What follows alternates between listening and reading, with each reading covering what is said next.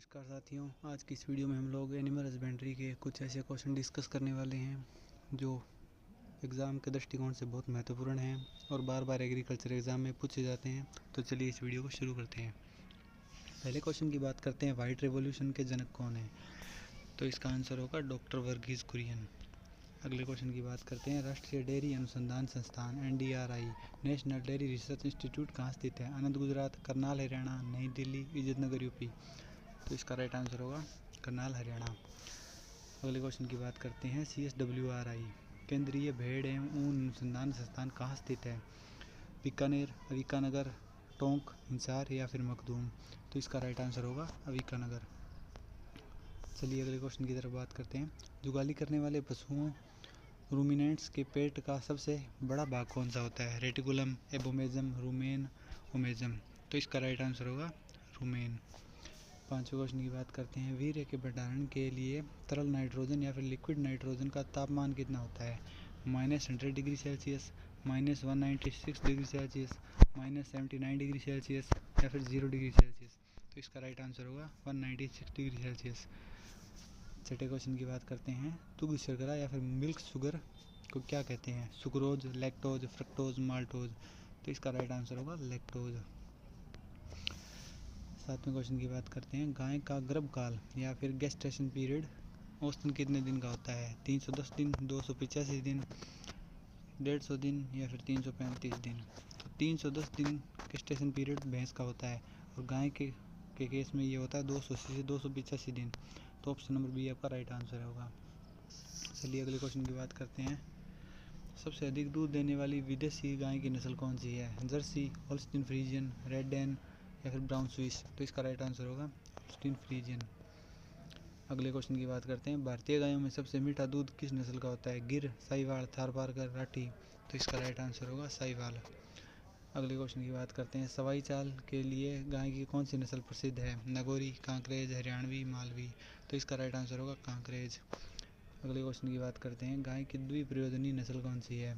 साहिवाल, थारपारकर, हरियाणवी या नागौरी या फिर जर्सी। तो इसका राइट आंसर होगा थारपारकर। 12वें क्वेश्चन की बात करते हैं, राजस्थान की कामधेनु या कामधेनु ऑफ राजस्थान किस नस्ल को कहा जाता है? तो इसका राइट आंसर होगा राठी। 13वें क्वेश्चन की बात करते हैं, नवजात बछड़े को खीस या कोलोस्ट्रम जन्म के कितने समय भीतर पिलाना चाहिए?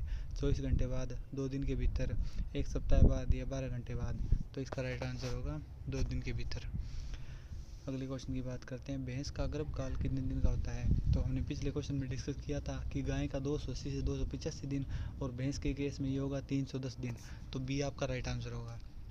अगले क्वेश्चन की बात करते हैं, किस भैंस के दूध में सर्वाधिक वसा पाई जाती है? मुर्रा, बदावरी, सूरती, जफराबादी। ये क्वेश्चन हर बार किसी न किसी एग्जाम में घुमा फिरा के पूछा जाता है। तो इसका राइट आंसर होगा बदावरी। चलिए अगले क्वेश्चन की बात करते हैं, जलेबी के आकार के सींग किस भैंस की पहचान है? ये क्वेश्चन भी बार बार हर एग्रीकल्चर एग्जाम में पूछा जाता है। ये क्वेश्चन भी बहुत इंपॉर्टेंट है। तो बताइए, बदावरी, मुर्रा, नीली रावी या फिर सूरती। तो इसका राइट आंसर होगा मुर्रा। चलिए अगले क्वेश्चन की बात करते हैं, भैंस के मांस को क्या कहा जाता है? Beef, बफन, चैवन, mutton. तो भैंस के मांस को बफन कहा जाता है और अगर गाय के केस में बात करें तो गाय के मांस को बीफ कहा जाता है। तो चलिए अगले क्वेश्चन की बात करते हैं, हंसिया के आकार के सींग किस भैंस की विशेषता है? याद रखिए, अगर आपको क्वेश्चन में हंसिया आकार के नाम मिल के ज़्यादातर आपको मिलता है सिक्कल शेप, और ये सिक्कल हिंदी में लिखा होता है।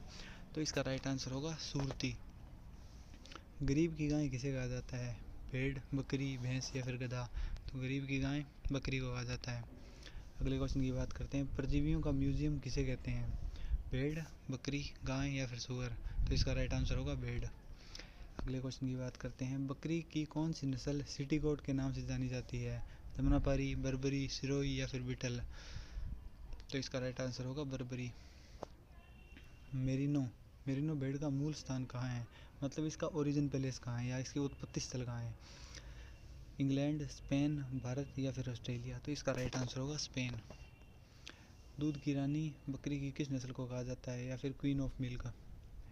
एंग्लो न्यूबियन, सानेन, टोगनबर्ग या फिर एल्पाइन। तो इसका राइट आंसर होगा सानेन। भेड़ के समागम की क्रिया को क्या कहा जाता है? सर्विंग, टपिंग, कवरिंग या फिर कपलिंग। तो इसका राइट आंसर होगा टपिंग। चोकला भेड़ को क्या कहा जाता है? भारत की मेरिनो, लोही, सानेडी या फिर मगरा। ये क्वेश्चन थोड़ा लिखने में अलग है, पर ये इसको ऐसा होना चाहिए था कि भारत की मेरिनो किस भेड़ की नस्ल को कहा जाता है, तो उसमें होना चाहिए था चोकला, पर इसका राइट आंसर होगा ए। चलिए अगले क्वेश्चन की बात करते हैं। केंद्रीय बकरी अनुसंधान संस्थान CIRG कहाँ स्थित है? ईटानगर, मखदूम यूपी, या फिर बीकानेर, या फिर हिसार, तो इसका राइट आंसर होगा मखदूम यूपी। चलिए अगले क्वेश्चन की बात करते हैं। तोतामुखी दिखावट बकरी की किस नस्ल की है? तो बगरबरी, जमुनापारी, सिरोही, या फिर मारवाड़ी, तो तोतामुखी नस्ल जमुनापारी की है। पेल्ट यानी कि घुंघराले बाल वाली खाल के लिए भेड़ की कौन सी नस्ल प्रसिद्ध है? कराकुल, चोकला, मारवाड़ी, या फिर मेरिनो, तो पेल्ट के लिए कराकुल प्रसिद्ध है। ऊंट को राज्य पशु state of animal Rajasthan live stock का दर्जा कब मिला? 2014, 2012, 1982, या फिर सन 2000 में, तो इसका राइट आंसर होगा 2014 में। अगले क्वेश्चन की बात करते हैं। एक कुबड़ वाले ऊंट का वैज्ञानिक नाम क्या है? कैमेलस ड्रोमेडेरियस, कैमेलस बैक्ट्रियनस, पोस इंडिकस, या ओविसेरिस, तो इसका राइट आंसर होगा कैमेलस ड्रोमेडेरियस। अगर दो कुबड़ वाले पूछे तो उसके लिए होगा कैमेलस बैक्ट्रियनस। तो चलिए अगले क्वेश्चन की बात करते हैं। मुर्गियों में रानीखेत बीमारी किसके कारण होती है? जीवाणु, विषाणु, कवक, प्रोटोजोआ, तो मुर्गियों में रानीखेत बीमारी विषाणु के कारण होती है। अगले क्वेश्चन की बात करते हैं। अंडा उत्पादन में मुर्गी की कौन सी नस्ल सर्वश्रेष्ठ है? रोड आइलैंड रेड, व्हाइट लैंगहॉर्न, कड़कनाथ, प्लाईमाउथ रॉक, तो इस केस में व्हाइट लैंगहॉर्न सबसे ज़्यादा अंडा उत्पादन में प्रसिद्ध है। और अगर आपसे पूछें कि लगभग कितने अंडे देती है, तो ये लगभग 260 से 270 अंडे प्रतिवर्ष देती है। अगले क्वेश्चन की बात करते हैं। मुर्गी के अंडे का औसतन भार कितना होता है? 40 ग्राम, 58 से 60 ग्राम, 75 ग्राम, या फिर 30 ग्राम, तो इसका राइट आंसर होगा 58 से 60 ग्राम। अगले क्वेश्चन की बात करते हैं। मुर्गियों में कोक्सीडियोसिस रोग का कारण है? विषाणु, प्रोटोजोआ, जीवाणु, या फिर कुपोषण, तो मुर्गियों में कोक्सीडियोसिस का कारण है प्रोटोजोआ। अगले क्वेश्चन की बात करते हैं। राष्ट्रीय ऊंट अनुसंधान केंद्र NRCC कहाँ स्थित है? जोहड़बीड़, बीकानेर, जोधपुर, जैसलमेर, बाड़मेर, तो इसका राइट आंसर होगा जोहड़बीड़, बीकानेर। चलिए अगले क्वेश्चन की बात करते हैं। दूध में वसा ज्ञात करने की विधि कौन सी है? गर्बर विधि, किल्डॉल विधि, हंसा परीक्षण, आयोडीन टेस्ट, तो इसका आंसर होगा गर्बर विधि। अगले क्वेश्चन की बात करते हैं। दूध का घनत्व या फिर स्पेसिफिक ग्रेविटी किस यंत्र से मापते हैं? बैरोमीटर, लेक्टोमीटर, थर्मोमीटर, या फिर एनीमोमीटर, तो इसका राइट आंसर होगा लेक्टोमीटर। दूध ज्वर, मिल्क फीवर बीमारी किसकी कमी से होती है? आयरन, कैल्शियम, प्रोटीन, या फिर विटामिन, तो दूध ज्वर कैल्शियम की कमी से होता है। अगले क्वेश्चन की बात करते हैं। FMD यानी कि फुट एंड माउथ डिजीज या खुरपका मुंह और पका रोग किसके कारण होता है? जीवाणु, विषाणु, परजीवी, या फिर फफूंद, तो ये रोग विषाणु के कारण होता है। अगले क्वेश्चन की बात करते हैं। किस बीमारी में पशु का पोस्टमार्टम नहीं करना चाहिए? एंथ्रेक्स, गलघोंटू, लंगड़ा बुखार, या फिर थनैला, तो इसका राइट आंसर होगा एंथ्रेक्स। गाय के दूध का पीला रंग किसके कारण होता है? कैसीन, कैरोटीन, लैक्टोज, या फिर वसा, तो गाय के दूध का पीला रंग कैरोटीन के कारण होता है। टोन्ड मिल्क में वसा की मात्रा कितनी होती है? 1.5, 3, 4.5, या फिर 6, तो टोन्ड मिल्क में वसा की मात्रा 3% होती है। अगर इसी जगह पूछे कि डबल टोन्ड में वसा की मात्रा कितनी होती है, तो वो 1.5% होती है, यानी कि 1.5%।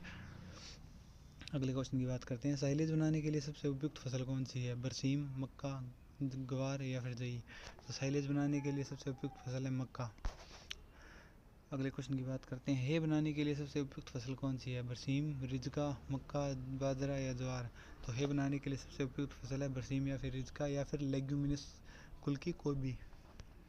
अगले क्वेश्चन की बात करते हैं। थनैला रोग शरीर के किस भाग को प्रभावित करता है? आंत, अयन और थन, फेफड़े, या फिर पैर, तो थनैला रोग अयन या फिर थन को प्रभावित करता है। अगले क्वेश्चन की बात करते हैं। कृत्रिम गर्भधान या आर्टिफिशियल इंसेमिनेशन में गाय के वीर्य को कहाँ छोड़ा जाता है? योनि में, मिड सर्विक्स में, गर्भाशय में, या फिर फैलोपियन ट्यूब में, तो इसे मिड सर्विक्स में छोड़ा जाता है।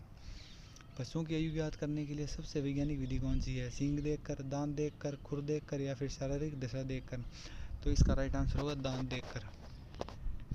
48वें क्वेश्चन की बात करते हैं। घी में स्वतंत्र वसा की मात्रा कितनी होती है? 80%, 99% से अधिक, 50%, या फिर 20%, तो इसका राइट आंसर होगा 99% से अधिक। अगले क्वेश्चन की बात करते हैं। ताज़े दूध का पीएच